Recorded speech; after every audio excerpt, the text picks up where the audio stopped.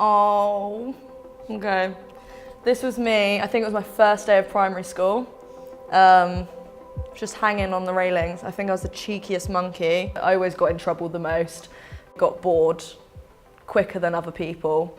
So restorative practice is a system that they now use in schools where if a child does something they're probably not supposed to, whether it involves another student or themselves, they actually get to talk about it with the teacher and talk through it and see where they went wrong and then see how they can put it right. So today I'm at Fremantle School and I'm going to be in a lesson learning about restorative practice. And if you're wondering why I'm wearing this, it's World Book Day. Yeah, I didn't wake up like this. Okay, so in just a minute, I'm going to be observing a classroom and they're going to be talking about the word sorry and how sometimes sorry just isn't enough. Hi guys, I'm Freddie the Frog, formerly known as Maria. When does sorry become a problem? Pick out a word from the middle and think about how it links to sorry, or if it's maybe a negative thing attached to the way that somebody apologises. Victoria. Poor body language is negative. Poor body language. Just point it out for me. Where's that one? I think it's a good idea because then it could share out in the whole world. If other people see it, they might do it. They might do the same thing as we do. If I deliberately tripped up Cleo, and then I went to apologise to her and I said, "Oh, I'm sorry I tripped you up, but it was an accident. What am I not actually doing?" Tanisha, not telling the truth, and therefore my apology doesn't even count because I've not really thought about what I've done, and therefore I can't apologise for what I've done. Yeah, and then more people then do it, then the world will probably be the best world ever. So when we used to have an argument in school, we would never actually reflect on what we'd done wrong. It was always a case of just saying sorry.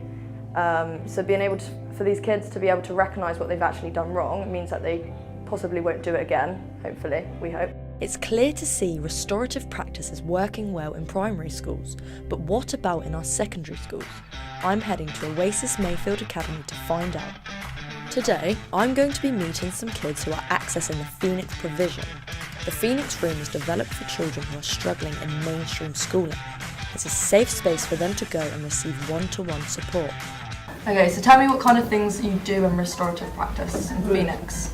Well, in restorative practice, we talk about what we've done and what we've got sent to isolation or whatever. They go to the Phoenix Room where there is a very carefully tailored package of interventions. They're really understanding and then they just want to forget about it.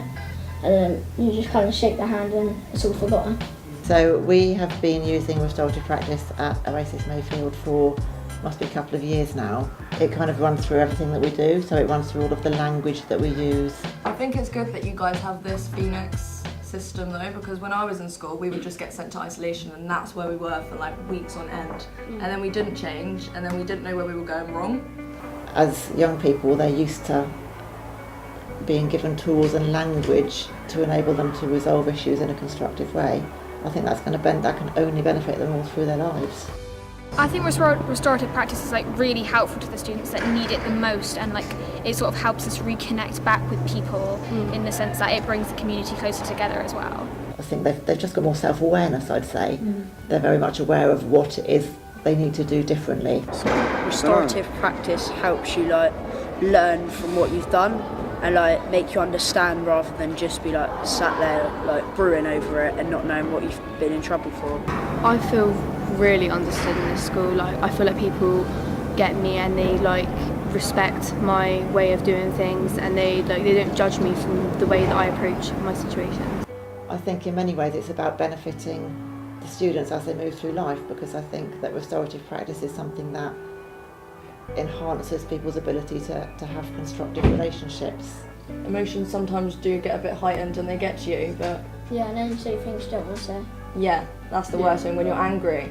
Teachers tend to understand a lot better now as well because of restorative practice. The whole world should be doing this. I mean, from a young age to learn right from wrong and to actually feel like there is someone that cares about you no matter your background, and just to actually enjoy the school process would be huge.